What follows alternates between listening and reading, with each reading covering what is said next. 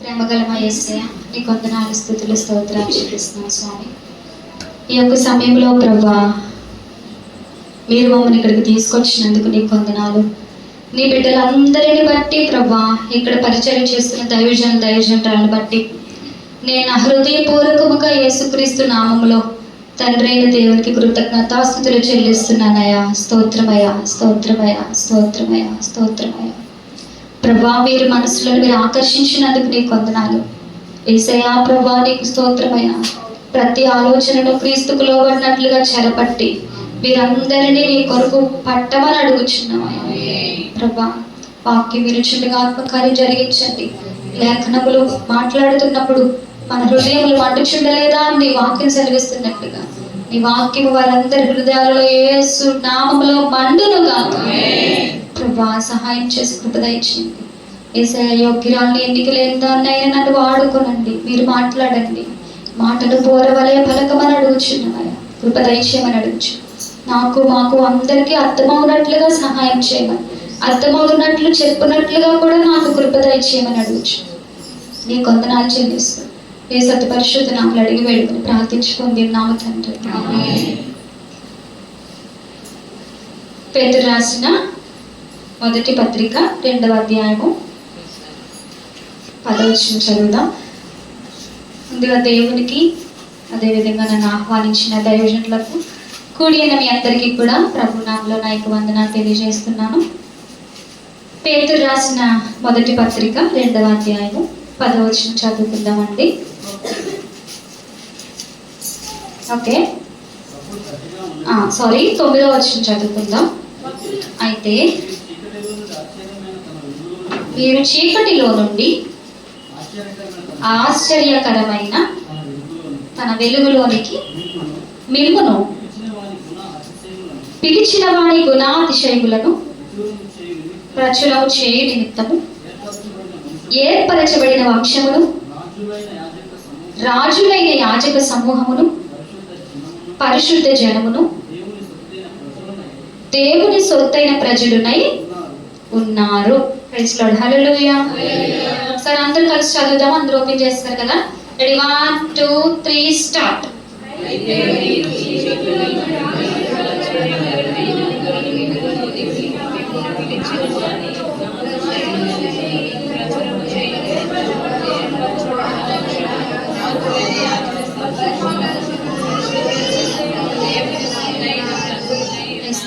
హల్లెలూయా.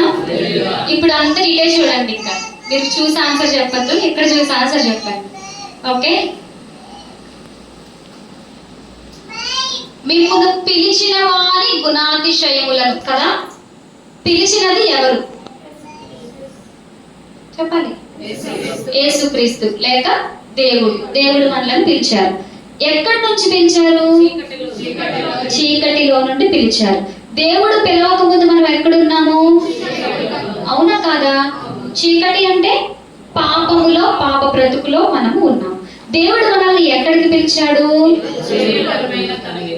ఆశ్చర్యకరమైన తన వెలుగులోనికి. సో మన దగ్గర వెలుగు అనేది లేదు, దేవుడే వెలుగై ఉన్నాడు కనుక ఆశ్చర్యకరమైన తన వెలుగులోనికి మనలను పిలిచాడు. ఎందుకు పిలిచాడు?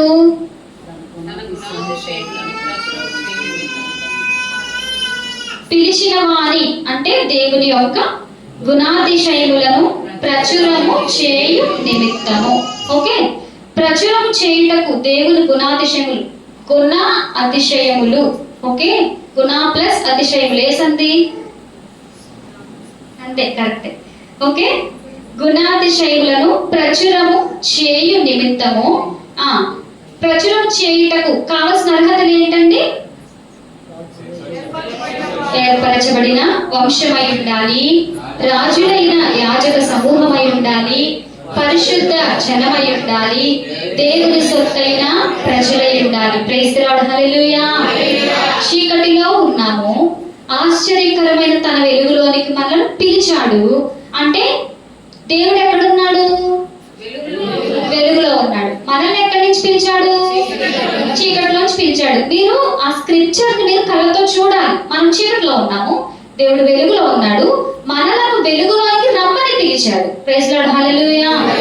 అలా పిలిచిన యొక్క గుణ అతిశయములను, అంటే ఆయన గుణాలను, ఆయన గుణము యొక్క దాన్ని ఏమంటారంటే అతిశయములు అని అంటే దేవుడు ఎటువంటి గుణములు కలిగి ఉన్నాడో వాటి యొక్క గొప్పతనమును తెలియపరచుటకు. ఓకే, దేవుడు కరుణామయుడు, ఎగ్జాంపుల్ చెప్తున్నాను, కరుణామయుడు.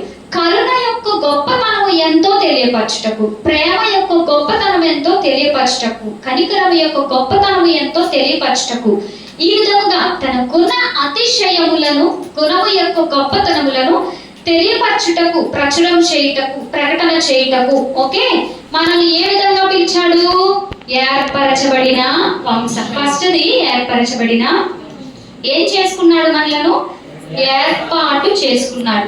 ఎవరు పడితే వాళ్ళు వచ్చి దేవుని గుణాతిశయములను ప్రచురం చేయుటకు కుదరదు. దేవుని గుణాతిశయములను ప్రచురం చేయాలి అంటే వారు మొదట దేవుని చేత పిలువబడాలి. ప్రైజ్ లార్డ్, హల్లెలూయా. పొద్దున భాషగా చెప్పారు కదా, ఎవరైనా దైవజనులు సేవ చేస్తున్నారు అని అంటే నిజమైన దైవజనులు పొందవలసిన లక్షణం ఏంటి? దేవుని చేత పిలువబడాలి. సేమ్ మనము కూడా, మనం విశ్వాసులమై ఉన్నప్పటికీ కూడా విశ్వాసులైన మనలను దేవుడు ఎక్కడి నుంచి పిలిచాడు? చీకటిలో నుండి ఆశ్చర్యకరమైన తన వెలుగులోనికి మనలను పిలిచాడు. ఇప్పుడు మనం అందరము ఎవరి చేత పిలువబడ్డాము? మనందరికి ఏముంది? పిలుపు ఉంది. ప్రైజ్ లార్డ్, హల్లెలూయా. మనందరికి ఏముంది? నాకు పిలుపు లేదు అని చెప్పడానికి ఎవ్వరికి ఛాన్స్ లేదు. హల్లెలూయా. నేను సేవ చేయను, నాకు పిలుపు లేదు, దేవుడు నన్ను పిలవలేదు, ఇటువంటి కబుర్లు చెప్పడానికి ఇక్కడికి ఛాన్స్. పేతురు రాసిన మొదటి పత్రిక 2వ అధ్యాయం 9వ వచనం ప్రకారం ఎవరైతే చీకటిలో ఉన్నారో, ఎవరైతే పాపంలో ఉన్నారో, ఎవరైతే అన్యజనులై ఉన్నారో వారందరినీ కూడా దేవుడు పిలిచాడు. హల్లెలూయా. పిలిచి ఏర్పరచబడిన వంశముగా మనలను చేశాడు. హల్లెలూయా. యాక్చువల్ గా ఏర్పరచబడిన వంశము, రాజులైన యాజక సమూహము, పరిశుద్ధ జనము, దేవుని సొత్తైన ప్రజలు. ఈ 4 కూడా మనకు సంబంధించినవి కావు. అసలు మనకు అర్హతలే లేవు. హల్లెలూయా. ఎందుకు అనంటే దేవుడు తన ప్రజలైన ఇశ్రాయేలీలకు ఇచ్చిన అర్హత లేదు. హల్లెలూయా. ఇశ్రాయేలీలు ఎవరు? అది నేను చెప్పేసాను ఆల్రెడీ. ఇశ్రాయేలీలు ఎవరు?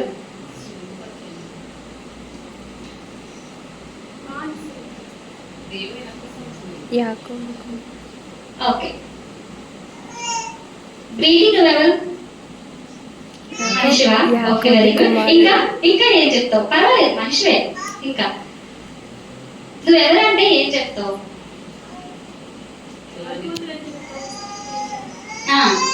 ఏలియా, ఇంకా మీ మమ్మీ లక్ష్మి, ఏలియా లక్ష్మి గారిలా కూతురుని చెప్తావు. ఒకవేళ ఊర్లో వాళ్ళు ఎవరైనా అడిగారు అనుకో, నువ్వెవరని ఏం చెప్తావు? ఇంకా ఏం చెప్తావు? వాళ్ళిద్దరు కాక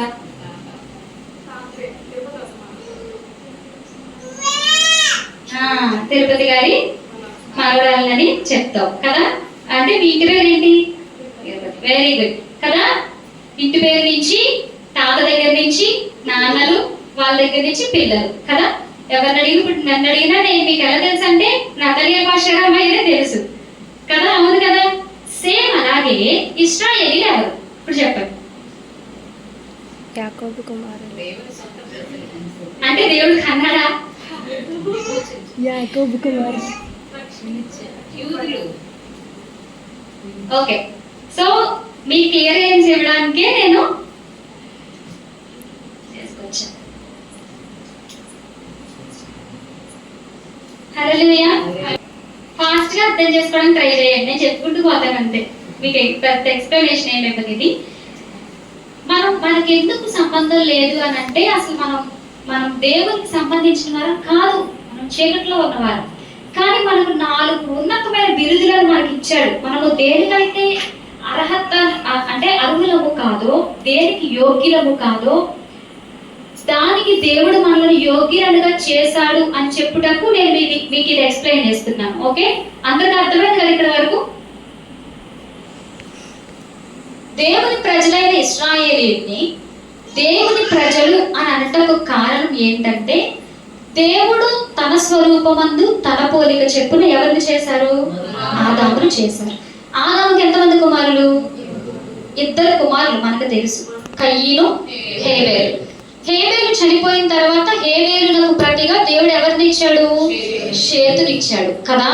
ఇక్కడ నుంచి వంశావళి మనం చూస్తే షేతుకు ఎనోషు పుట్టాడు, ఎనోషు కేయినాను కనెను, కేయినాను మహలలేలును కనెను, మహలలేలు ఎరేదును కనెను, ఎరేదు హనోకును కనెను, హనోకు మెతూషలను కనెను, మెతూషల లెమెక్కును కనెను, లెమెక్కు నోవాహును కనెను. మనం ఏదైనా వాక్యం విన్నప్పుడు నోవాహు జలప్రలయం వచ్చింది, నోవాహు భార్య, నోవాహు ముగ్గురు కుమారులు, ముగ్గురు కోడళ్ళు రక్షింపబడ్డారు, వాళ్ళు మాత్రమే ఓడలోకి ప్రవేశించారు అనగానే మనకు గుర్తు రావాల్సింది నోవాహు యొక్క వంశం. ఏదో నోవాహు ఒక క్యారెక్టర్ లాగా తీసుకోకూడదు. అబ్రహాం అని చెప్పగానే అబ్రహాం క్యారెక్టర్ లాగా తీసుకోకూడదు. అబ్రహాం దేవుడు పిలిచాడు, అసలు అబ్రహాం ఎవరు అది తెలియాలి మనకి.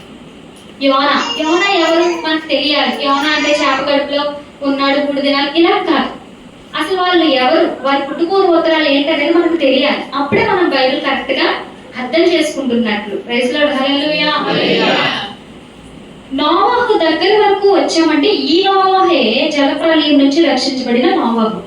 నోవాహు పుట్టుక ఎక్కడి నుంచి ప్రారంభమైంది? షేతు నుంచి. షేతు తండ్రి ఎవరు? ఆదాము. సో ఆదాము నుంచి నోవాహు వరకు వంశావళి మనం చూసాం. నోవాహుకి ఎంతమంది కొడుకులు? 3, షేము, హాము, యాపేతు. ఈ వంశావళి కాకుండా ఈ షేతు తర్వాత, షేతుకు ముందు కానీ తర్వాత కానీ ఆదాముకి కుమార్తెలు చాలా మంది పుట్టారు. కానీ దేవుడు వారి వంశావళిని ఎక్కడా చెప్పలేదు బైబిల్లో కదా. ఇక్కడ ఒక వంశముగా ఏర్పాటు చేసుకొని ఏర్పరచబడిన వంశముగా రాశాడు, చూసారా కదా. ఆదికాండం 5వ అధ్యాయంలో కనిపిస్తుంది మనకి. నోవాహుకి షేము, హాము, యాపేతు పుట్టారు. భూమి బలత్కారంతో నిండి ఉన్నప్పుడు, భూమి చెడిపోయి ఉన్నప్పుడు అందరూ చనిపోయారు. పొడి నేల మీదనున్నవన్నీ, పొడి నేల మీదనున్న వారందరూ చనిపోయిరి అని రాయబడింది. ఎవరు మిగిలారు అంటే షేము, హాము, యాపేతు, నోవాహు భార్య. వీరు ముగ్గురు కాకుండా నోవాహుకి అతని భార్యకి పిల్లలు పుట్టరు. ఉన్నది ఈ ముగ్గురే. వంశావళి రావాలి అన్నా, సంతానం రావాలి అన్నా, మళ్ళా భూప్రపంచం అంతా డెవలప్ అవ్వాలి అంటే, అభివృద్ధి చెందాలి అన్నా ఈ ముగ్గురు ద్వారానే అభివృద్ధి చెందాలి కదా. షేము నుంచి వచ్చిన వంశావళి, హాము నుంచి వచ్చిన వంశావళి, యాపేతు నుంచి వచ్చిన వంశావళి అంతా 10వ అధ్యాయంలో మనకు కనిపిస్తుంది. కానీ అందులో కూడా దేవుడు ఏర్పరచబడిన ఒక వంశమును, ఏర్పరచబడిన ఒకరి తరమును బయటికి తీసుకొచ్చాడు. అతను ఎవరంటే నోవాహు యొక్క పెద్ద కుమారుడైన మూడో కుమారుడు అన్నమాట, షేము. ఓకే, అది మీరు బైబిల్లో తర్వాత చదువుకొని, నేను చెప్పను, ఖర్చు అవుతుంది. ఓకే, షేము నోవాహుకి 3వ కుమారుడు. ఈ 3వ కుమారుడైన షేముని దేవుడు ఏర్పాటు చేసుకొని షేము నుంచి మరలా సంతానాన్ని తీసుకొచ్చారు. షేము అర్పక్షదును కనెను, అర్పక్షదు షేలహును కనెను, షేలహు ఏబెరును కనెను, ఏబెరు పెలెగును కనెను, పెలెగు రయ్యుని, రయ్యు సెరుగును, సెరుగు నాహోరును, నాహోరు తెరహును, తెరహు అబ్రామును, నాహోరును, హారానును కనెను. ఓకే, ప్రైజ్ లార్డ్, హల్లెలూయా. ఇందులో మనకు కావాల్సిన వాళ్ళు ఎవరు చెప్పండి? అబ్రాము కోసం కావాలని చెప్పుకోవడానికి అబ్రాము వంశావళంతని తీసుకొచ్చాం. అబ్రహాము యొక్క పితరుడు ఎవరని చెప్పొచ్చు అంటే పితరుడు, ఓకే, పితరుడు షేమ్ అంటే మెయిన్ పర్సన్స్. షేమ్ ఎవరి నుంచి వచ్చాడంటే నోవాహు యొక్క పితరుడు షేతు తండ్రి ఆదాము. ఇది అంటే మధ్యలో పర్సన్స్ మాత్రమే మనము హైలైట్ చేసుకుంటూ వెళ్తున్నాం. ఓకేనా? ఇప్పుడు మనకి ఎక్కడి వరకు వచ్చింది? అబ్రహాం వరకు వచ్చేసాం. అబ్రహాం తండ్రి పేరు తెరహు, ఇది గుర్తుపెట్టుకోవాలి. ఓకే, అబ్రహాము తర్వాత అబ్రహాం వంశావళి. అబ్రహాంకి ఇష్మాయేలు ఉన్నాడు, మరలా కెతూరా ద్వారా జిమ్రాను, యక్షాను, మెదాను, మిద్యాను, ఇష్బాకు, షోబహు ఉన్నారు. కానీ వాళ్ళు మనకు అనవసరం, ఏర్పరచబడిన వంశావళిలో లేరు వాళ్ళు. ఓకే, అబ్రహాం కుమారుడు ఇస్సాకు కుమారులు యాకోబు, ఏశావు. ఎవరు ఏర్పరచబడ్డారు? యాకోబు ఏర్పరచబడ్డాడు. యాకోబుని దేవుడు ఆశీర్వదించి అతని పేరును ఇశ్రాయేలుగా మార్చారు. ఎవరు ఇశ్రాయేలీలు అంటే ఇశ్రాయేలు పుట్టిన వారందరూ ఇశ్రాయేలీలు. ఇశ్రాయేలుకు 12 మంది పిల్లలు: రూబేను, షిమ్యోను, లేవి, యూదా, దాను, నఫ్తాలి, గాదు, ఆషేర్, ఇస్సాకారు, జెబులూను, యోసేపు, బెన్యామీను. ఎంతమంది? మొత్తం 12 మంది, 12 గోత్రములు. ఓకే, ఈ గోత్రములు అన్నిటికీ హెడ్ ఎవరు? ఇశ్రాయేలు. మనకి యాకోబు పేరు మార్చిన తర్వాత ఐగుప్తు దేశానికి వెళ్ళిన తర్వాత మన బైబిల్ గ్రంథంలో చదివినట్లయితే యాకోబు అని కనిపించదు, ఇశ్రాయేల్ అనే కనిపిస్తూ ఉంటుంది. ఓకే, ఆ ఇశ్రాయేలుకు పుట్టిన వారందరూ ఏమయ్యారు? ఇశ్రాయేలీలు అయ్యారు. ఓకే, ఇప్పుడు ఇశ్రాయేలీలు 12 గోత్రాలలో కూడా ఈ 12 గోత్రాలని గోత్రకర్తలు అంటారు. వీళ్ళని గోత్రకర్త. సో రూబేను గోత్రం నుంచి వచ్చిన వారందరినీ రూబేనీయులు, ఇశ్రాయేలీయులు కదా, రూబేనీయులు.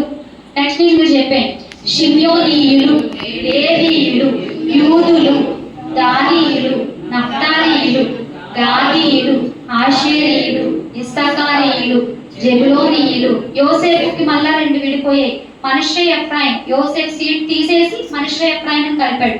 మనష్షీయులు, ఎఫ్రాయిమీయులు, బెన్యామీనీయులు. ఓకే, హల్లెలూయా. అపోస్తలుడైన పౌలు ఏ గోత్రానికి చెందిన వ్యక్తి? బెన్యామీను గోత్రం. ఓకే, మనకి ఆ వంశావళి ఎప్పుడైతే తెలుస్తుందో వారు దేనికి సంబంధించిన వారు? దేవుని ప్రజల, అన్యజనుల. వీరు కాక, ఓకే, ఆదాము నుంచి ఇశ్రాయేలు వరకు పుట్టిన వీరు కాక, అంటే ఇశ్రాయేలుకు పుట్టిన సంతానం కాక వేరే ఎవరైనా సరే వారందరినీ అన్యజనులు అని అన్నాడు. ఏమన్నాడు?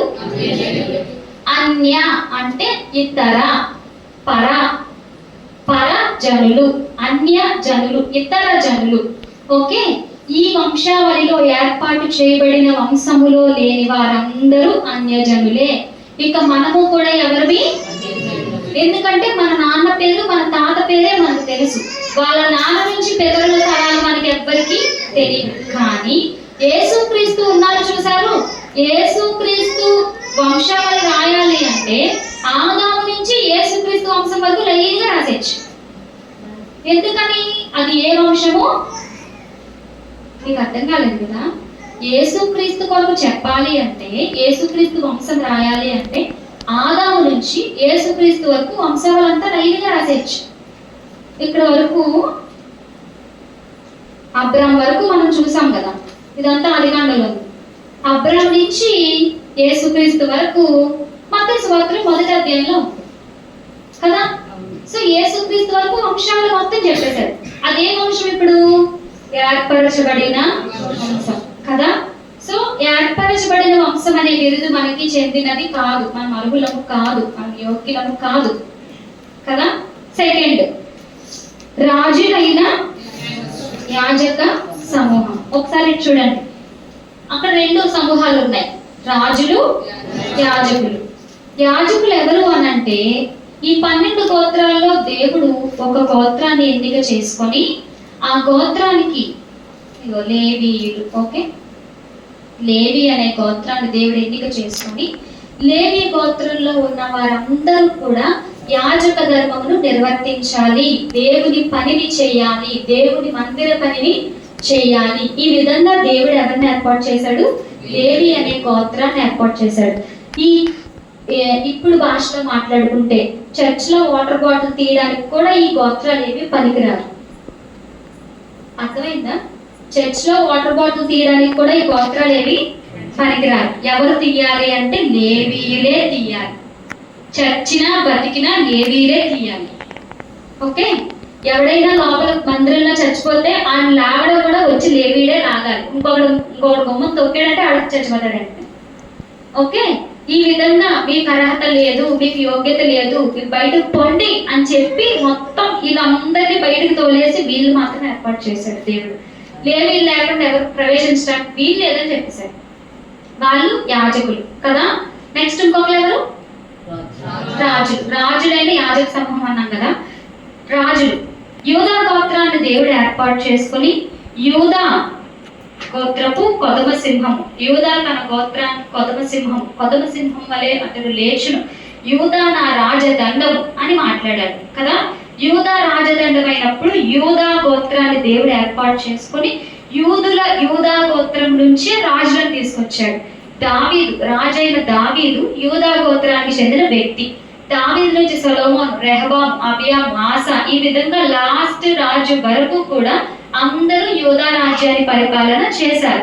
దేవుడు దావీదుకు చెప్పిన విధంగా నీ సంతానము లేక నీ సింహాసనము సూర్యుడు అస్తమించే వరకు, చంద్రుడు ఉన్నంత వరకు, సూర్యుడు నిలిచి ఉన్నంత వరకు నీ సింహాసనం మీద ఒకడు ఉండక మానడు. నీ సింహాసనం మీద యుగయుగములు ఒకరిని కూర్చోబెట్టి పరిపాలన చేయిస్తాను అని దేవుడు ఎవరికి వాగ్దానం చేశాడు? దావీదుకి వాగ్దానం చేశాడు. ఆ దావీదుకి వాగ్దానం చేసిన కారణంగా, దావీదు యూదా గోత్రానికి చెందిన వ్యక్తి కారణంగా, దావీదు గోత్రంలోంచే అంటే యూదా గోత్రంలోంచి యేసుక్రీస్తు యూదా గోత్రంలో పుట్టి దావీదు వంశస్థుడిగా ఉండి, యేసుక్రీస్తు వంశావళిలో యేసుక్రీస్తు యూదా గోత్రము, దావీదు వంశము రేపు పొద్దున్న 1000 ఏండ్ల పరిపాలనా కాలంలో 1000 ఏండ్లు దావీదు ఏ సింహాసనం మీద రాజుగా ఉండి ఏలాడో అదే సింహాసనం మీద యేసుక్రీస్తు కూర్చొని ఏలబోతున్నారు. హల్లెలూయా, హల్లెలూయా. నీ సింహాసనము నిరంతరము నిలిచినది, నీ రాజదండము న్యాయార్థమైనది అని హెబ్రీయులకు రాసిన పత్రిక 1వ అధ్యాయం 10వ వచనంలో రాయబడిన ప్రకారం, కీర్తనలు 110వ అధ్యాయంలో రాయబడిన ప్రకారం, ప్రభు అయిన యేసుక్రీస్తు రాజుగా ప్రభుగా ఈ లోకానికి దిగి వచ్చినప్పుడు 1000 ఏండ్ల ఈ లోకంలో పరిపాలించిన తర్వాత యేసుక్రీస్తుకు ఒక రాజ్యం ఉంది, అది పరలోక రాజ్యం. పరలోక రాజ్యంలో యేసుక్రీస్తు యుగ యుగాలు ఏలుతారు. ప్రైజ్ లార్డ్, హల్లెలూయా.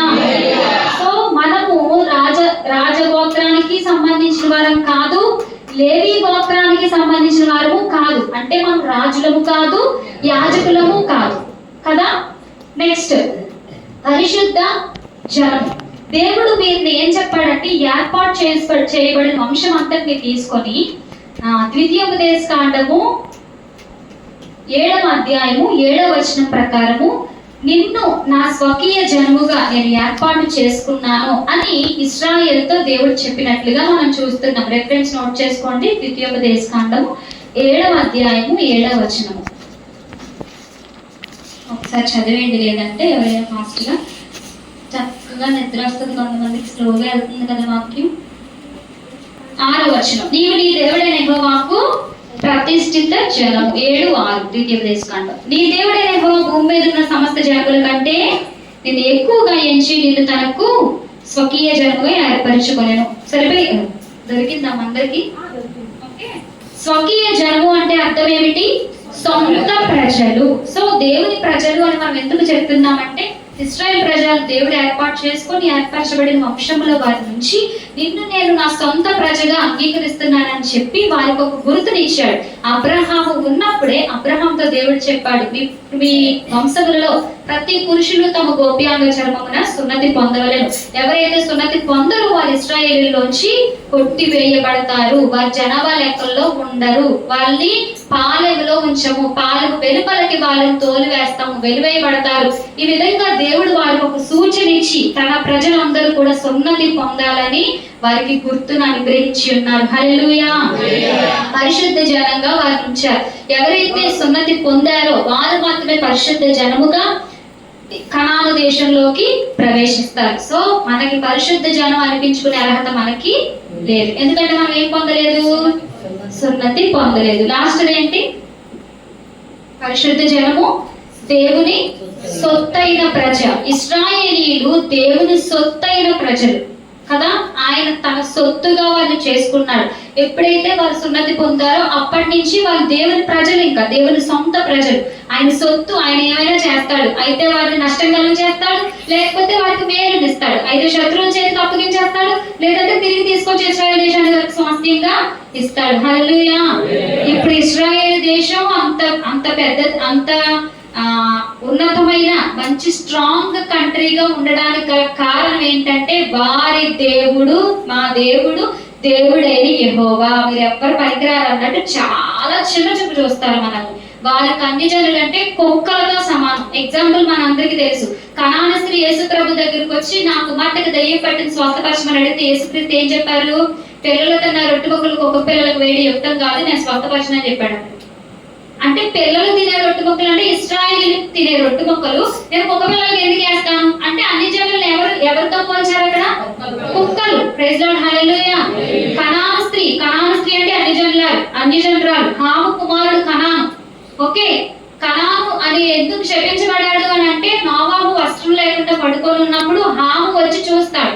హాము వచ్చి చూసి తన ఇద్దరు సహోదరులకు తెలియపరిచినప్పుడు ఆ విషయం నోవాహు తెలుసుకొని హాముని ఏమన్నాడు? కనాను శపించబడిన వాడే తన సహోదరులకు దాసాను దాసు దగ్గర శపిస్తాడు. అప్పటి నుంచి కనాను వంశం ఏమైంది? శపించబడింది. ఆ కనాను వంశం, శపించబడిన వంశం నుంచి వచ్చిన స్త్రీ యేసుక్రీస్తుని అడిగినప్పుడు యేసుక్రీస్తు ఎవరితో పోల్చాడు? కుక్కలతో. సో ఇశ్రాయేలు ప్రజలు వాళ్ళు సిగరెట్ కాల్చొచ్చు, మందు తాగొచ్చు, ఏవైనా చేయొచ్చు, కానీ వాళ్ళ దేశంలోకి మనం వెళ్ళినప్పుడు మాత్రం మనల్ని కుక్కల కంటే హీనంగా చూస్తారు. మళ్ళీ వాళ్ళ దేవుడిని వాళ్ళు ఉన్నతంగా మహిమపరుస్తారా, గణపరుస్తారా, పరిశుద్ధంగా ఉంటారంటే ఉండరు. ఎందుకని? మా దేవుడు, మా ఇష్టం, మేము ఏమని చేసుకుంటాం. మీరు ఎవరు చెప్పడానికి?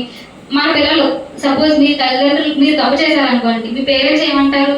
మా పిల్లలు ఎలాంటిదో మాకు తెలుసు, ఏం మాకు చెప్పనవసరం. వారిది అదే పొగరు, అదే అహంకారం. మేము ఇశ్రాయేలు ప్రజలని, మమ్మల్ని అనడానికి ఎవరు సరిపోడు, మా మీద యుద్ధం రెండు చూసుకుందాం అంటారు వాళ్ళు. హల్లెలూయా. అన్ని చేసినా సరే దేవుడు వాళ్ళు ఊరుకుంటున్నాడు. ఎందుకంటే వారు ఎవరు ప్రజలు? మనం కూడా వాళ్ళని అనడానికి ఏమాత్రం సరిపోము. హల్లెలూయా. ఎంత హీన ప్రజలమైన మనకి ఆ 4 పేర్లు ఎందుకు ఇచ్చాడు అని అంటే, ఒక్కసారి రెఫరెన్స్ చూసుకొని మనం ముగించేసుకుందాం. లేవి గ్రంథము, లేవియ కాండము 20వ అధ్యాయము 26వ వచనం చదువుతాం. లేవియ కాండం 20వ అధ్యాయం 26వ వచనం. ఫాస్ట్‌గా యెహోవాను నేను పరిశుద్ధుడను, మీరు నా వారై ఉంటున్నట్లు అన్యజనులలో నుండి వేరు పరిచితిని. ఓకే, అక్కడికి అయిపోయిందా? మనం దేవుని వారమై ఉంటున్నట్లు మనల్ని ఎక్కడి నుంచి వేరుపరిచాడు? అన్యజనులను వేరుపరిచి చీకట్లో నుండి ఆశ్చర్యకరమైన వెలుగులోనికి మనలను తీసుకొచ్చాడు. తన గుణాతిశయములు ప్రచురం చేయ నిమిత్తము తన స్వరక్తం ఇచ్చి మనలను సంపాదించాడు. ఇప్పుడు చెప్పండి, ఇశ్రాయేలు ప్రజలు స్వరక్తం ఇచ్చి సంపాదించాడా? మనం స్వరక్తం ఇచ్చి సంపాదించాడా? మనలను తన సొంత రక్తం ఇచ్చి సంపాదించాడు. ఇప్పుడు వారు మనము సమానం. హల్లెలూయా. ఏమీ చేయకుండానే మనలను తన బిడ్డలుగా చేసుకున్నాడు. సున్నతి పొందినా కూడా వాళ్ళు దేవుని బిడ్డలుగా బ్రతకట్లేదు. ఇదే కృప. హల్లెలూయా. నెక్స్ట్ మనం చూసుకుంటే రాజులైన యాజక సమూహం. ప్రకటన గ్రంథం 1వ అధ్యాయం 6వ వచనం. ప్రకటన గ్రంథం 1వ అధ్యాయం 6వ వచనం.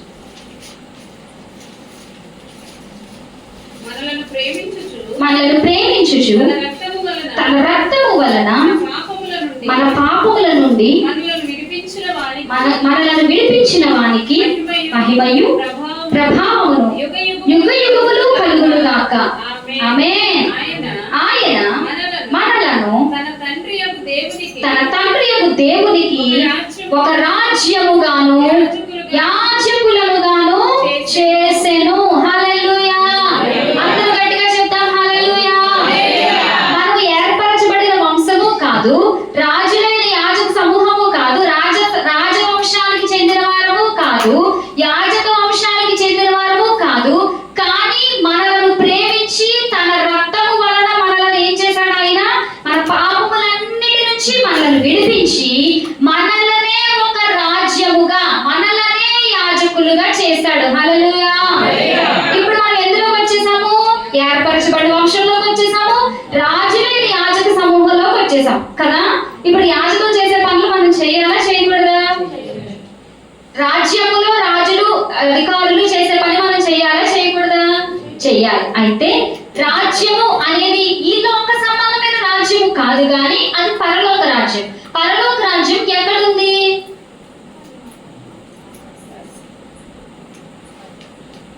పైన పరలోకం ఉంది, రాజ్యం ఎక్కడ ఉంది? ఎలా ఉంది? Praise the lord. హల్లెలూయా.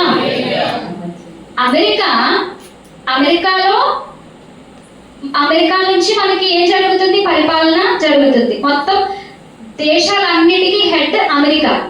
అంటే అమెరికా రాజ్యం యొక్క విస్తీర్ణత ఎక్కడ వరకు ఉంది?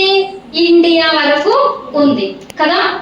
ఒకనొక కాలంలో అలెగ్జాండర్ పరిపాలనలో గ్రీకు సామ్రాజ్యం యొక్క విస్తీర్ణత ఎంత వరకు ఉంది? 70% ఆఫ్ ఎర్త్ ని అలెగ్జాండర్ కవర్ చేశాడు. అంటే రాజ్యం యొక్క విస్తీర్ణత పెరుగుతూ ఉంది. రాజ్యము దాని కట్టడం ఎక్కడ ఉన్నప్పటికీ దాని విస్తీర్ణత మాత్రం ఏమవుతుంది? పెరుగుతూ ఉంది. ఇప్పుడు ప్రభువైన యేసుక్రీస్తు వచ్చినప్పుడు ఆయన చెప్పారు, పరలోక రాజ్యం సమీపించి ఉన్నది. అంటే పరలోక రాజ్యం పరలోకము నుండి భూలోకము వరకు వచ్చి ఉన్నది, భూలోకము వరకు వ్యాప్తి చెంది ఉన్నది. ఇది ఇక కంటికి కనిపించే రాజ్యము కాదు, కానీ నీలో నాలో తిష్ట వేసుకొని మనల్ని పరలోక రాజ్యములకు సిద్ధపరిచిన రాజ్యం అది. హల్లెలూయా, హల్లెలూయా. ఆ విధంగా మనల్ని రాజులనుగా రాజ్యములోనికి తీసుకెళ్ళడానికి ఆయన సిద్ధపరిచి ఉన్నారు. చీకట్లో నుండి తీసుకొచ్చి కృపణించారు కదా. హల్లెలూయా. యాజకులుగా మనలను చేసి ఉన్నారు. మరి యాజకులుగా చేసినప్పుడు మనం ఏం చేయాలి? యాజక పని కదా. యాజక పని కోసం ఇంకొక 5 minutes లో మాట్లాడుకుందాం. నెక్స్ట్ పరిశుద్ధ జనం. మనం ఎవరమండి? పరిశుద్ధ జనము. పరిశుద్ధ జనం అని చెప్పడానికి, దేవుని సొత్తైన ప్రజలు అని చెప్పడానికి ఏం చేశాడు అని మనం చూసినట్లయితే కొరింథీయులకు రాసిన పత్రిక 6వ అధ్యాయం 19వ వచనం.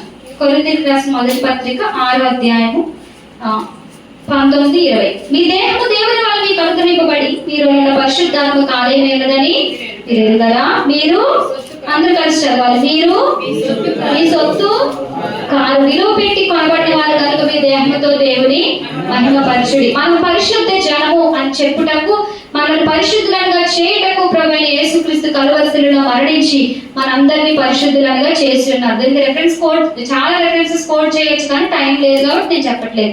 సొత్తైన ప్రజలుగా మనల్ని చేసి ఉన్నారు. మీరు మీ సొత్తు కారు. యెషయా గ్రంథం 43లో మాట్లాడతాడు, పేరు పెట్టి నేను పిలిచి ఉన్నాను, నీవు నా సొత్తు. హల్లెలూయా.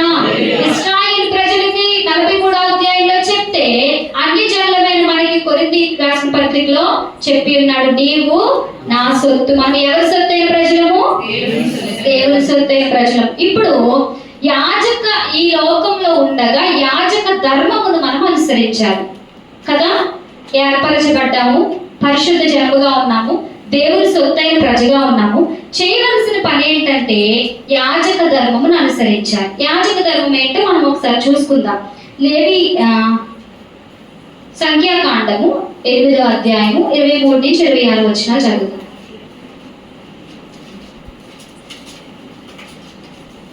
సంఖ్యాకాండం 8వ అధ్యాయం 23-26. మరియు యెహోవా మోషేకు ఇలాగ సెలవిచ్చాడు. ఇది లేవీయులను, అందరికీ దొరికిందమ్మా? ఇది లేవీయులను కూర్చిన విధి. 25 సంవత్సరాలు మొదలుకొని పై ప్రాయము గల ప్రతి వాడును ప్రత్యక్షపు గుడారము యొక్క సేవలో పని చేయుటకు రావలెను. ఒకసారి అందరు చూస్తారా? లేవీయులకి విధించబడిన విధి చెప్తున్నాడు అక్కడ. ఏమని చెప్పాడు?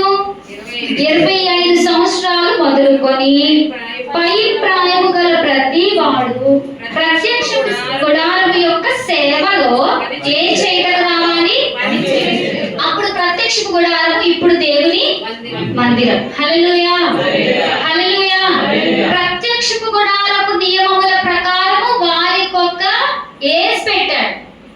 ఓకే, కానీ క్రొత్త నిబంధనకు వచ్చేసరికి మనకి ఏం లేదు, ఏజ్ లిమిట్ లేదు. దేవుని మందిరంలో పరిచర్య చేయుటకు, దేవుని మందిరంలో పని చేయుటకు మొత్తం అందరూ, అంటే దేవుని బిడ్డలుగా ఏర్పరచబడి వారందరూ కూడా రావాలి. ఇది లేవీయులకు విధి అని చెప్పాడు. హల్లెలూయా. పాత నిబంధనలో లేవీయులకు విధి అని చెప్పాడంటే క్రొత్త నిబంధనకు వచ్చేసరికి ఖచ్చితంగా పాటించవలసిందే. ఎందుకంటే పాత నిబంధన ఈజీయా, క్రొత్త నిబంధన ఈజీయా అంటే పాత నిబంధనే ఈజీ, క్రొత్త నిబంధనే కష్టం. పాత నిబంధనలో వ్యభిచరించవద్దు అని చెప్పాడు. క్రొత్త నిబంధనకు వచ్చేసరికి మోహపు చూపే పాపం అని చెప్పాడు. ఇప్పుడు ఏ తప్పు చేయడమా చూడటమా కదా? ఏది ఈజీ అంటే చూసేయడం ఈజీగా చూసే తప్పు చేసేస్తాం. అప్పుడు చేస్తేనే తప్పు, ఇప్పుడు చూస్తే కూడా తప్పు. హల్లెలూయా. ఇప్పుడు క్రొత్త నిబంధన చాలా కష్టం కదా. అప్పుడు ప్రత్యక్ష గుడారంలో పరిచయం చేయడానికి 25 సంవత్సరాలు పైబడిన వారు రావాలని చెప్పాడు. ఇప్పుడు ప్రత్యక్ష గుడారంలో దేవుని మందిరంలో సేవ చేయడానికి ఎవరు రావాలి? చిన్న పిల్లల నుంచి పెద్దవారి వరకు అందరూ ఉండాలి. Praise Lord. హల్లెలూయా.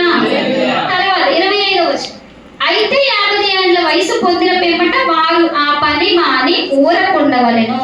వారు కాపాడవలసిన వాటిని కాపాడుటకు ప్రత్యక్ష గుడారంలో తమ గోత్రపు వారితో కూడా పరిచర్య చేయవలెను గాని పని చేయవలదు. లేవీయులు కాపాడవలసిన వాటి విషయము నీవు వారికి అలాగూ నియమింపవలెను. హల్లెలూయా. ఒకసారి చూడండి, ఈ లేవీ గోత్రం ఉంది కదా, లేవీ గోత్రాన్ని దేవుడు ఏర్పాటు చేసుకున్న తర్వాత లేవీ గోత్రంలో మళ్ళా రెండుగా విడగొట్టాడు. లేవీ గోత్రంలో లేవీకి 3 పిల్లలు, గెర్షోను, కహాతు, మెరారి. ఆ మధ్యలో వాడు కహాతు ఉన్నాడు కదా, కహాతుకు మళ్ళా నలుగురు పిల్లలు, అమ్రాము, ఇస్హారు, హెబ్రోను, ఉజ్జియేలు. ఆ ఫస్ట్ వాడైన అమ్రాముకి 3 పిల్లలు, మోషే, అహరోను, మిరియాము. ఓకే, అహరోను తండ్రి పేరేంటి? అమ్రాము. అమ్రాము తండ్రి కహాతు. కహాతు తండ్రి లేవి. హల్లెలూయా. అహరోను వరకు ఓకే, అహరోను వరకు అందరూ లేవీల వంశంలోకి వచ్చేసారు. ఇప్పుడు అహరోను నుంచి సెపరేట్ అయిపోయింది. అహరోను వంశం ఒక్కటే, అంటే కహాతు నుంచి అహరోను దగ్గరకు వచ్చేసరికి కహాతు వంశస్థులందరినీ వేరు చేస్తాడు, మిగతా లేవీలందరినీ వేరు చేస్తాడు. ఈ కహాతు వంశస్థులను తీసుకొని మీరు యాజకులు, మిగిలిన వారు లేవీయులు. యాజకులు పరిచర్య చేయాలి, లేవీయులు పని చేయాలి. మరి చెప్పండి, యాజకులు పరిచర్య చేయాలి, లేవీయులు పని చేయాలి. ఓకే, అర్థమైందా? మోసే బాధ్యత, క్లీన్ చేసే బాధ్యత అన్నీ కూడా లేవీయులకే. వచ్చి సేవ చేసే బాధ్యత మాత్రమే యాజకులకి. సేవ చేయడం అంటే ఏంటి? అప్పట్లో సేవ చేయడం అంటే ప్రత్యక్ష గుడారంలో గొర్రెనో, మేకనో, కోడెనో, దేనో దాన్ని వధించడం, దాని రక్తాన్ని పారబోయడం, మళ్ళా తీసుకొచ్చి దాన్ని కాల్చడం, వీరి నిమిత్తం నైవేద్యం చేయడం, వీరి నిమిత్తం బలి అర్పించడం, ప్రజల నిమిత్తం, ఇవన్నీ సేవ. ఇప్పుడు మన భాషలో సేవ అంటే ఏంటి? దైవజనులు ఉండి ప్రార్థన, ఆరాధన, వాక్యం అని నడిపించి చూసుకొని మనందరినీ కట్టి, ఇది మన సేవ. కొత్త నిబంధనకు వచ్చేసరికి హల్లెలూయా. ఇప్పుడు మనకి యాజకులు, లేవీయులు అని డివైడింగ్ లేదు. అందరూ ఎక్కడికి వచ్చేసాం? యాజక ధర్మంలోకి వచ్చేసాం. ఎవరైతే దేవుని సేవ చేస్తున్నారో వారు యాజకులు. మిగిలిన మనం అందరం ఎందులో ఉన్నాం? ఇప్పుడు యాజక ధర్మంలో ఉన్నాం. హల్లెలూయా, హల్లెలూయా. మనం చూసినట్లయితే లూకా సువార్త 8వ అధ్యాయం, ఏదైనా సరే యేసుక్రీస్తునే ప్రారంభమైంది కనుక యేసుక్రీస్తు ఏం చేశారు, ఆయన శిష్యులు ఏం చేశారు మనం చూద్దాం. లూకా సువార్త 8వ అధ్యాయం 1వ వచనం. వెంటనే ఆయన దేవుని రాజ్య సువార్తను తెలుపుచు, ప్రకటించుచు ప్రతి పట్టణములోను, ప్రతి గ్రామములోను సంచారం చేయుచుండగా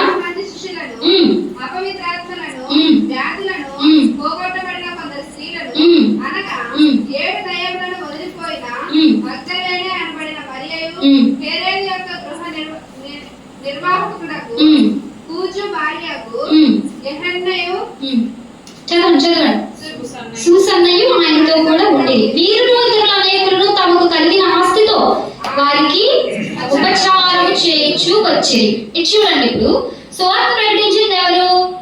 యేసుక్రీస్తు. ఉపచారం చేసింది ఎవరు? శిష్యులు, స్త్రీలు. యేసుక్రీస్తుతో పాటు ఉన్న వారందరూ ఏం చేశారు? ఉపచారం చేశారు. యేసుక్రీస్తు ఏమో సేవ చేస్తూ ఉన్నారు, సువార్త ప్రకటిస్తూ ఉన్నారు, జనం అంతా ఆయన వెనకాల వెళ్తున్నారు. వచ్చిన వారందరికీ వడ్డిస్తూ వారిని చూసుకుంటూ కూర్చున్నది ఎవరు? ఆయన యొక్క శిష్యులు, ఆయనతో పాటు కలిసి వెళ్ళిన శిష్యురాలు. శిష్యులు ఎంతమంది అయితే యేసుక్రీస్తుని శిష్యులుగా వెంబడించారో వారందరూ. ప్రైజ్ లార్డ్, హల్లెలూయా. ఇప్పుడు ఈ క్రొత్త నిబంధనలో యేసుక్రీస్తు ప్రారంభించిన తర్వాత శిష్యులు ఏం చేశారంటే, అపోస్తల కార్యాల 6వ అధ్యాయంలో మనం చూస్తాం. 6వ అధ్యాయం 2వ వచనం చదువుకుందాం ఒకసారి. అపోస్తల కార్యాలు 6వ అధ్యాయం 2వ వచనం. అప్పుడు 12 అపోస్తలులు తమ యొద్దకు శిష్యుల సమూహమును పిలిచి, మేము దేవుని వాక్యం బోధించడం అని ఆహారం పంచిపెట్టుట యుక్తము కాదు. కాబట్టి సహోదరులారా, ఆత్మతోను జ్ఞానముతోను నిండుకొని మంచి పేరు పొందిన 7 మనుషులను ఏర్పరచుకోండి, మేము వారిని ఈ పనికి నియమింతుము. హల్లెలూయా. శిష్యులు, యేసుక్రీస్తు శిష్యులు అపోస్తలులు అయిన తర్వాత అపోస్తలులు అందరూ చెప్తున్న మాట ఏంటంటే, బాబాయ్ మేము వాక్యం చెప్పడానికి వచ్చాం, మేము వాక్యం చెప్పేళ్ళిపోతాము, మీకు వడ్డిస్తూ కూర్చుంటే ఒకడేమో 2 ముక్కలు పడ్డాయి అంటాడు, ఒకడేమో 3 ముక్కలు పడ్డాయి అంటాడు. వడ్డించడానికి మేము వచ్చామా? మేము దేనికి వచ్చాము? వాక్యం చెప్పడానికి వచ్చాము. మేము వాక్యం బోధించడం మన వడ్డించడం యుక్తము కాదు. కాబట్టి మీలోనే మీరు మనుషులను ఏర్పాటు చేసుకోండి, ఆత్మతో జ్ఞానంతో నిండుకొని 7 మనుషులను ఏర్పాటు చేసుకోండి. వారు మీకు పరిచయం చేస్తారు, మీకు ఉపచారం చేస్తారు, మీకు వడ్డిస్తారు. మేము మాత్రం వాక్యము బోధిస్తామని చెప్పారు. ఇప్పుడు ఈ వాక్యాల ప్రకారం మీరు చెప్పండి, పాస్టర్ గారు వడ్డించవచ్చా? మనకి మనం ఎవరికి వడ్డించాలి? పాస్టర్ గారు ఎవరు వడ్డించకూడదు? అవునా? అంతే కదా. ఇప్పుడు మీ పాస్టర్ గారికి మీరు వడ్డిస్తారా? Praise Lord. హల్లెలూయా, హల్లెలూయా. ఇది నియమం. దేవుడు మనకు అనుగ్రహించిన గొప్ప భాగ్యం. మనకు అర్హత లేని, యోగ్యత లేని ఈ యాజకత్వంలోకి మనల్ని తీసుకొని వచ్చాడు కృప ద్వారా. కనుక ఇప్పుడు మనం ఏం చేయాలి అంటే దేవుని సన్నిధిలో కానీ విశ్వాస గృహంలో కానీ పరిచర్యను చేయాలి. హల్లెలూయా. ఏం చేయాలి? పరిచర్యను చేయాలి. ఎందుకు అనంటే దేవుని వాక్యాలు దైవజనులు బోధిస్తున్నప్పుడు మన ఆత్మ బలపడుతుంది. ఎప్పుడైతే మన ఆత్మ బలపడుతుందో ఆత్మీయంగా వారు మనల్ని పోషిస్తున్నారు, శారీరకంగా మనం వారికి బలమునివ్వాలి, శారీరకంగా మనం వారిని పోషించాలి, శారీరకంగా మనం వారికి కావలసిన ఈవులను అనుగ్రహించాలి. హల్లెలూయా. పౌలు గారు ఒక మాట చెప్తారు, నేను ఆత్మ సంబంధమైనవి మీకు పంచిపెడుతూ ఉండగా శరీర సంబంధమైనవి మీ దగ్గర నుంచి ఆశించుట కష్టతరమా అని చెప్తారు. గనుక మనం మన దైవజనులను లేక మన సంఘము మనమే కట్టుకోవాలి. మనల్ని ఎవరు కట్టరు. హల్లెలూయా. మనల్ని ఎవరు కట్టరు. మనమే పని తీసుకోవాలి. ఈ పాత నిబంధన గ్రంథంలో చూసినట్లయితే దేనికది అన్నిటికీ పని నియమించారు. మలాకీ గ్రంథం 1వ అధ్యాయం మీరు రాసుకొంచారు. మలాకీ గ్రంథము 1వ అధ్యాయం 10వ వచనం ప్రకారము నా మందిరంలో వాకింగ్లు లేక తలుపులను మూయువాడు ఒకడు ఉండుట మేలు అని అన్నాడు. అంటే తలుపులు మూయడం కూడా ఒక పని. హల్లెలూయా. అది ఒక బాధ్యత. అందరూ ప్రార్థన అయిపోయి తిరుగుకొని వెళ్ళిపోతారు. తలుపులు ఎవరు వేస్తారు కదా? అది పాస్టర్ గారు వేసుకుంటారా? ఎవరు వేయాలి? ఎవరో ఒకరు ఆ బాధ్యతను తీసుకొని తలుపులు వేయాలి. అది ఒక్కటే కాదు, ప్రత్యక్ష గుడారంలో ఏ విధంగా ఒక్కొక్కరికి ఒక్కొక్క పని ఉందో ఆ విధంగానే మనందరం కూడా ఒక్కొక్కరు ఒక్కొక్క పనిని తీసుకోవాలి. ఇది నేను చేస్తాను, ఇది సమర్పణలో రేపు వచ్చే శిష్యత్వ క్లాస్ లో వస్తుంది. నేను ఈ పనిని సమర్పించుకున్నాను, నేను ఈ పనిని చేస్తాను. వారు మనకు వడ్డించడానికి లేరు, మనమే వారికి వడ్డించాలి. వారు మనకు వండి పెట్టడానికి లేరు, మనమే వారికి వండి పెట్టాలి. లేదు అని అంటే మనం వారికి ఏం చేయాలంటే సహకరించాలి. ఏం చేయాలి? సహకరించాలి. హల్లెలూయా, హల్లెలూయా. సంఖ్యాకాండం 18వ అధ్యాయం 2వ వచనం ఒకసారి చదువుతాం. సంఖ్యాకాండం 18వ అధ్యాయం 2వ వచనం. ఓకే. ఈ తండ్రి గోత్రమును అనగా లేవి గోత్రికులైన సహోదరులను నీవు దగ్గరకు తీసుకొని రావడను, వారు నీతో కలిసి నీకు పరిచర్య చేయుదురు. అయితే నీవు నీ కుమారులను సాక్షిపు గుడారం ఎదుట సేవ చేయవలెను. ఒకసారి చూడండి, 2 గోత్రాలు విడగొట్టేశాడు ఇక్కడ. నీవు అంటే అహరోనుకి చెప్తున్న మాట. అహరోను యాజకుడు. నువ్వు ఏం చేస్తావంటే నువ్వు నీ కొడుకులు మీరందరూ సాక్షిపు గుడారంలో సేవ చేయండి. ఇప్పుడు నీ వెనకాల పని ఉంటది కదా, లేవి గోత్రికులైన నీ సహోదరులను నీవు దగ్గరకు తీసుకుని రావాలి. వారు నీతో కలిసి నీకు పరిచర్య చేయుదురు. ఎవరితో కలిసి? అహరోనుతో కలిసి, యాజకునితో కలిసి. యాజకునితో అంటే నీకు అనుందా? నీకు పరిచర్య చేయుదురు. ఎవరికి పరిచర్య చేయాలి? యాజకునికి పరిచర్య చేయాలి. ఇప్పటి భాషలో యాజకులు అంటే ఎవరు? దైవజనులు. దైవజనులకు పరిచర్య చేయాలి. దైవజనులతో కలిసి పరిచర్య చేయాలి. చాలా మంది దైవజనులతో కలిసి పరిచర్య చేయరు. ఏది వద్దంటారో అది చేస్తారు, ఏది నచ్చదో అది చేస్తారు. పైగా దానికి ఏమని పేరు పెడతారు? వెళ్ళి పరిచర్య చేస్తుంటే నన్ను ఇలా అన్నారు. అసలు నువ్వు చెప్పి చేసావా? హల్లెలూయా. దైవజనులతో కలిసి పరిచర్య చేయాలి, దైవజనునికి పరిచర్య చేయాలి, దైవజనురాలకి పరిచర్య చేయాలి. అంటే మన దైవజనుల వాళ్ళని ఏం చేయడం ఏంటి? వాళ్ళు మనుషులే కదా. అందుకే సంఖ్యాకాండం 16వ అధ్యాయం రాశారు. ఏమని? వాళ్ళు ఏమనుకున్నారు ఇశ్రాయేలీయులు? వాళ్ళ మీదే దేవుడు కుమ్మరించబడ్డా, వాళ్ళే ప్రవచిస్తారా? మా మీద కూడా ఆత్మ కుమరించబడింది, మేము కూడా ప్రవచిస్తామని మోషే అహరోనుల మీద విరోధంగా పోగొట్టినప్పుడు దేవుడికి ఏమొచ్చింది? కోపం వచ్చింది. మొత్తం అందరూ గట్టగట్టుకు తీసుకురా నా దగ్గరికి, మొత్తం అందరినీ ఒకేసారి లేపేస్తానని చెప్పి. హల్లెలూయా. వాళ్ళు ఏమన్నారు తెలుసా? కోరహు, దాతాను, అబీరాము వీళ్ళందరూ, మీరు మాతో మీకు పని లేదు, మీతో మాకు పని లేదు, మేము రాము. ఏమన్నారు? మీతో మాకు పని లేదు, మేము రామంతే. ప్రత్యక్ష గుడారం దగ్గరికి రమ్మని దైవజనుడు కబురు పెడితే ఏమన్నారు వాళ్ళు? మనలో చాలా మంది కూడా పాస్టర్ ఫోన్ చేసి రమ్మంటే రా. కొంతమంది చెప్పేస్తారు, నిజంగా అలాంటి సంఘాల్లో ఉన్నారు, చాలా మంది సంఘాల్లో ఉన్నారు, మేము రాము. ఒకసారి నేను ప్రత్యక్షంగా చూసాను, పాస్టర్ ఫోన్ చేశారు రమ్మంటే రాము పాస్టర్. హల్లెలూయా. అలాంటి వాళ్ళకు ఉండే శిక్ష ఎంత అంతా కాదు. మన దైవజనులను మనం కాపాడుకోవాలి, మన దైవజనుల ఆరోగ్యాన్ని మనం కాపాడుకోవాలి. వారు చేస్తున్న పని కానీ, వారు చేస్తున్న పరిచర్య కానీ చిన్నది కాదు సుమా. వారు ఒక పక్క నుంచి ఆత్మల వారు, ఒక పక్క నుంచి శారీరకంగా ఫ్యామిలీ చూసుకోవాలి. అన్నిటినీ విడిచిపెట్టి వారు మన కోసం వచ్చారంటే ఒకసారి ఆలోచించండి, మీరు అన్నింటినీ విడిచిపెట్టి వస్తారా దేవుని సేవకి? ఎవరైనా అన్నింటినీ విడిచిపెట్టి వచ్చేయడం మ్యాటర్ కాదు, అన్నింటినీ విడిచిపెట్టి వచ్చి దైవజనంతో ఉండాలి. వారు తిన్నదే తినాలి, మనకంటూ ఏమీ ఉండవు, మనకంటూ ఏ కోరికలు ఏ ఇష్టాలు ఉండకూడదు. హల్లెలూయా. అలా వచ్చిన వారిని మనం ఏం చేయాలంటే ఘనతకు పాత్రులనుగా ఎంచాలని రాయబడింది. హల్లెలూయా. ఈ పైన నాయకులుగా ఉన్న వారిని ఘనతకు పాత్రులనుగా ఎంచుడి, మీకు వాక్యోపదేశము చేస్తున్న పెద్దలను ఘనతకు పాత్రులనుగా ఎంచుడి అని దేవుని వాక్యం చదివిస్తుంది. హల్లెలూయా. హల్లెలూయా. తిమోతికి రాసిన మొదటి పత్రిక 5వ అధ్యాయం 17వ వచనం చదువుకుని ముగించుకుందాం.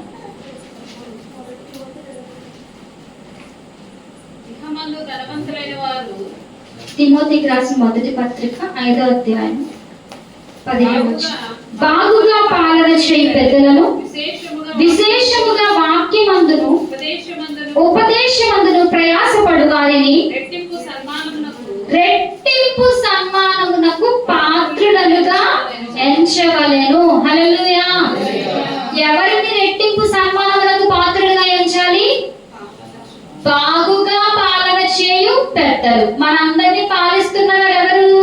దైవజనులు. ఇంకా విశేషముగా అంటే మరి ముఖ్యంగా ఉపదేశమందును వాక్యమందును ప్రయాసపడు వారిని, మనకు ఎవరైతే ఉపదేశం చేస్తున్నారో, మనకు ఎవరైతే వాక్యం బోధిస్తున్నారో వారిని రెట్టింపు సన్మానమునకు పాత్రులుగా ఎంచాలి. హల్లెలూయా.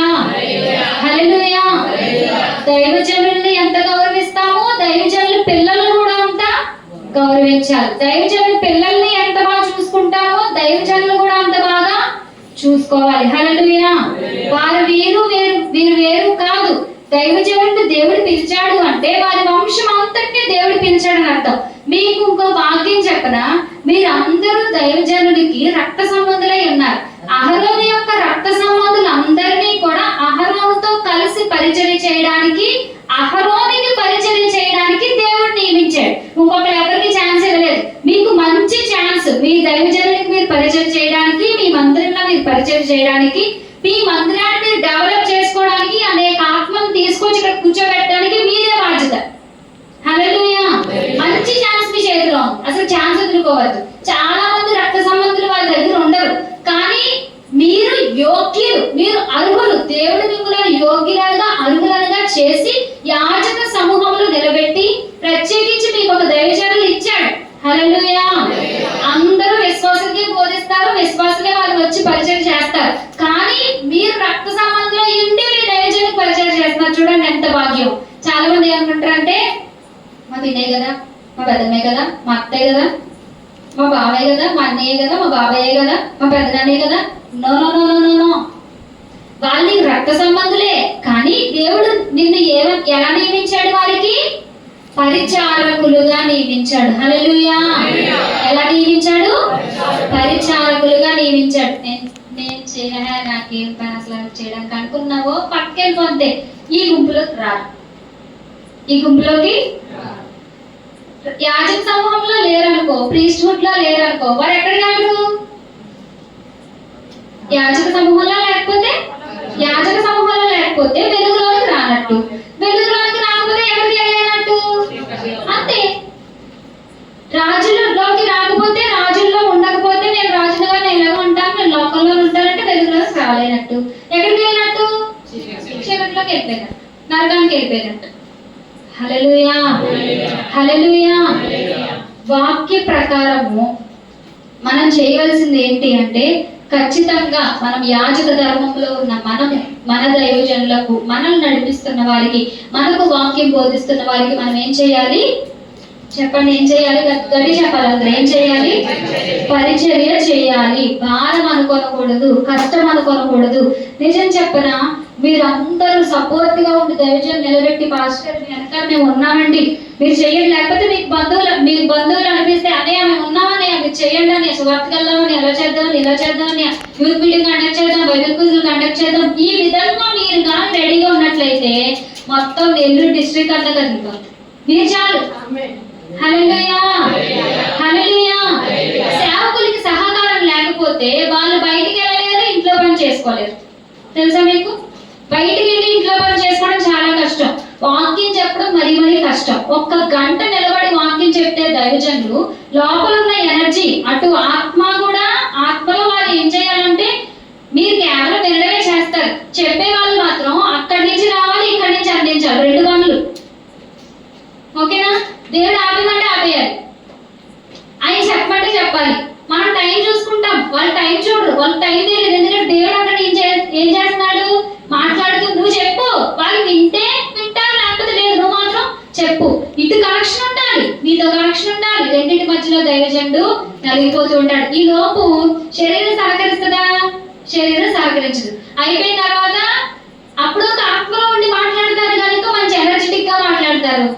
అయిపోయిన వెంటనే మామూలుగా ఉంటారు కనుక, శరీరంలోకి వచ్చేస్తారు కనుక ఎనర్జీ అంతా పోయినట్టు, నీరస పడిపోయినట్టు ఇలా ఉంటారు. నిజం చెప్తున్నాను, గంట వాకింగ్ చెప్పడం చాలా చాలా చాలా చాలా కష్టం. ఒకవేళ ఎవరైనా వాకింగ్ చెప్తే బాగుండని అనుకుంటే, బాగా ప్రార్థన చేసుకుని ప్రభువా నన్ను వాడుకో అని చెప్పి ఒకసారి వాకింగ్ చెప్పి చూడాలి, తెలుస్తుంది ఎంత కష్టమో. నిజంగా చెప్తున్నాను, చాలా కష్టం. హల్లెలూయా. వాళ్ళే ఉంది, వాక్యమే కదా చెప్తారు, ఇంకేమన్నా అనుకుంటారేమో. వాక్యం చెప్పడం మాత్రం చాలా కష్టం. ప్రైజ్ లార్డ్, హల్లెలూయా. దేవుడి యొక్క మాటలను మన వినికిడిలో దీవించును గాక.